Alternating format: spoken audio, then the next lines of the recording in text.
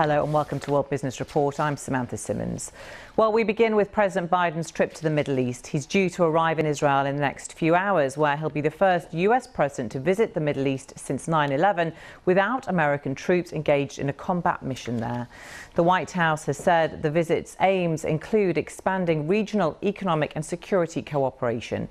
Israel's finance minister says it's hoped the visit will lead to a common Middle East market that includes Saudi Arabia, with businesses on all sides poised to make the most of the opportunities. Well, let's get more on this and gauge some of that potential. I'm joined by Erel Margalit, founder and executive chairman of Jerusalem Venture Partners. Hello, welcome to you. So how significant is this visit from a business perspective, do you think?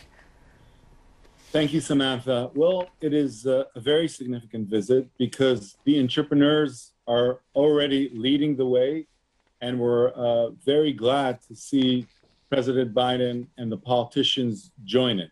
So the region has been talking about a security alliance between different countries here that we've been working on quietly. But now it's time to celebrate the economic alliance.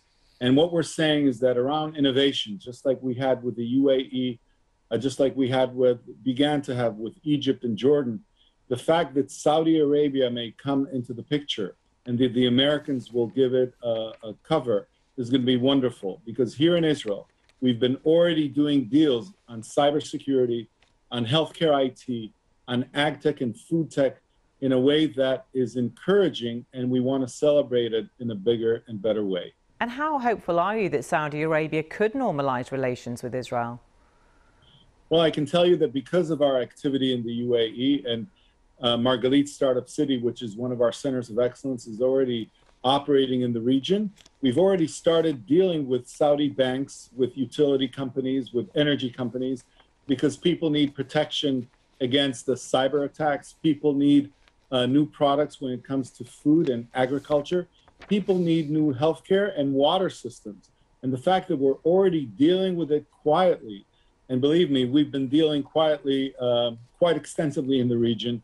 It's now time for President Biden to celebrate it together with the Israeli Prime Minister, together with the leaders of the region, and bring it to a different level. It is time for the younger people in this region to set up an economic alliance. Erel, I'm just reading on Reuters that the US and Israel have just announced a new advanced technology partnership ahead of President Biden's visit. And tech is where it's all at. Israel has a really booming tech sector, doesn't it?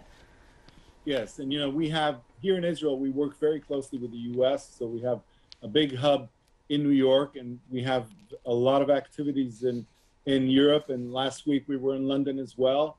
And so there's a lot to be doing, but now doing it not only international, but innovation can change our country in Israel. It could also change our region. And we say 10 cities, 10 ideas, 10 projects that will change the way you think about the Middle East and the Gulf in a way of economic cooperation and technology for the different usage of the world after COVID.